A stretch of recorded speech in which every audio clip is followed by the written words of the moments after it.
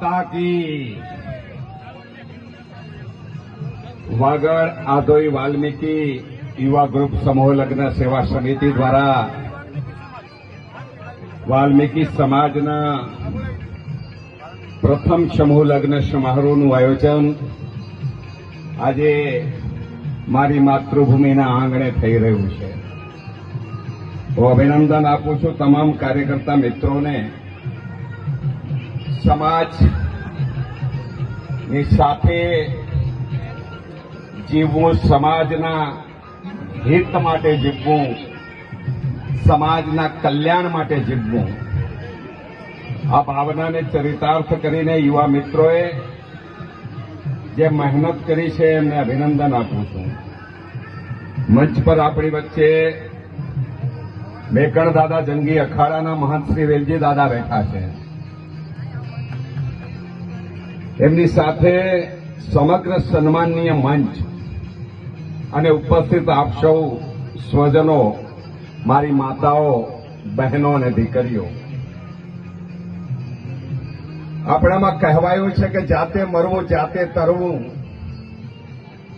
જાત આપણી કોઈ પણ હોય, પરંતુ એ જાતને સંપન્ન કરવી, એ જાતને શ્રેષ્ઠ બનાવી, એ જાતના કલ્યાણ માટે કામ કરવું, આ મૂળ મંત્ર આપણો સૌનો હોવો જોઈએ। આ ધરતીની અંદર આપણો જન્મ થયો છે। આ ધરતી પર આપણા માતા પિતાના ખોળીએ આપણે જન્મ ધારણ કર્યો છે, ત્યારે માતૃભૂમિની વંદનાની સાથે સમગ્ર સમાજના કલ્યાણ અને ઉત્કર્ષને આપણે સાકાર કરવાનું હોય।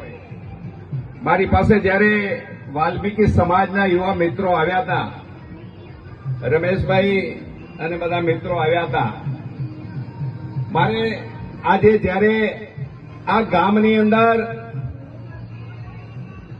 પ્રથમ સમૂહ લગ્નનું આયોજન વાલ્મીકી સમાજ દ્વારા થઈ રહ્યું છે, ત્યારે મને યાદ આવે છે એક એવા ગામના વ્યક્તિ વિશેષની।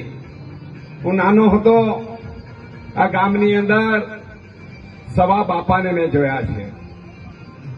સવા બાપાનું પ્રચંડ વ્યક્તિત્વ, 6 ફૂટની હાઈટ, કોટી પહેરે, બંડી પહેરે, અને એ દ્રશ્ય આજ પણ મારી આંખો સામે આવે છે કે આ સમાજની અંદર સવા બાપાએ એ સમયે સમાજના કલ્યાણ માટે પોતાના દીકરા દીકરીઓને એવા સંસ્કારોનું પૈપાન કરાવ્યું કે જેમાંથી આજે રમેશભાઈ જેવો એક યુવાન સમાજ માટે કામ કરવા આગળ આવે છે। સવા બાપાની પુણ્ય સમૃદ્ધિને વંદન કરું છું। મારા પિતાશ્રી સાથે સવા બાપાનો એક સંબંધ હતો, મેં બહુ નાની વયે જોયું છે। મારા બાપુજી પાસે બેસતા એમની જે અતૂટ મિત્રતા હતી, એ મિત્રતાને આજે મારે વંદન ભાવે સ્વીકારવી છે। અને જ્યારે આ દીકરીઓ આપણી આજે પનોતા પ્રભુતામાં પગલાં પાડી રહી છે, ત્યારે તમામ દીકરીઓને એક કાકા તરીકે મારે આશીર્વાદ આપવા છે કે આપ આપના જીવનની અંદર ખૂબ જ સુખી થાઓ, પ્રસન્ન રહો, પરિવારને મહેકાવો। અને વિદાય લેતી દીકરીઓને મારે કહેવું છે કે સાસરે જાઓ ત્યારે પોતાનું ઘર સમજીને ત્યાં પરિવાર સાથે એકમેક થઈને રહેજો। એ દીકરીઓ જ્યાં વરાવીએ ત્યાં દીકરીઓ સુખી થાય, અને દીકરીઓ આપણી સુખ અને શાંતિની સાથે સમગ્ર પરિવારની અંદર સુખ પ્રસરાવે, એવી ભાવના અભિવ્યક્ત કરું છું। મારા મિત્ર રામ બેઠા છે પાછળ, અમારા તાલુકા પંચાયતના સભ્યશ્રી રાવજીભાઈ, સમાજનું જ્યારે એકત્વ થાય, સમાજ જ્યારે પોતાની પરિસ્થિતિને બદલાવવા માટેનો પુરુષાર્થ કરે, ત્યારે સાચું અને સારું નીવડતું હોય છે, એવો મારો વિશ્વાસ છે। જે યુવા મિત્રોએ આ કામ કર્યું છે, સમાજના, વાલ્મીકી સમાજના વડીલોને મારે કહેવું છે, આ યુવા મિત્રોની હિંમતને આપ સૌ પીઠબળ આપજો, આશીર્વાદ આપજો। હું તો આપની સાથે જ છું, આપનો દીકરો છું, કારણ કે મારા માટે ભારતની પવિત્ર ભૂમિ ઉપર કોઈ પણ સમાજ હોય મારા માટે પવિત્ર છે। એને હું પવિત્રતાની સાથે વંદન સાથે સ્વીકારું છું। હું આ ધરતીનો દીકરો છું, આ ધરતીનું ધાવણ ધાવ્યું છે. એટલે મારી તો એકમાત્ર અપેક્ષા હોય કે આ સમગ્ર પ્રજાની અંદર સુખ આવે, આપણે સૌ આત્મનિર્ભર બનીએ, સમાજની શ્રેષ્ઠતા માટે કામ કરીએ અને આપણે સૌ એકબીજાના સુખ દુઃખમાં સહભાગી બનીએ. આ પ્રકારની ભાવના પાવીએ.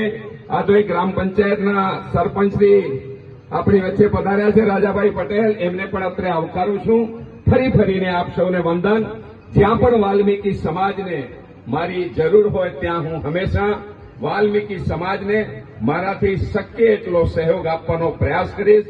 બારોટ બાપાએ જે પ્રકારે અહીંયા ગીત, દુઆ અને છંદ દ્વારા પ્રસ્તુતિ વ્યક્ત કરી અને એમણે કહ્યું કે કૂવો ખોદી અને સંહિતા નીકળે, અહીં તો મહાભારત વાવી અને રામાયણ નીકળે. બાપા, આ ધરતીની પવિત્રતા, આ ભારત માતાને વંદન સાથે વાલ્મીકી સમાજના તમામ સ્વજનોને મારા વંદન, તમામ માતાઓને વંદન, મારી બહેનોને વંદન અને દીકરીઓને આશીર્વાદ આપીને મારી વાતને વિરામ કરું છું. આવો સૌ સાથે મળીએ, દીપક પ્રગટાવી અને દીપ જ્યોતિની અંદર સમગ્ર વાયુમંડળને આપણે આલોકિત કરીએ. ભારત માતા કી જય, વંદે માતરમ, દાડો મોજ.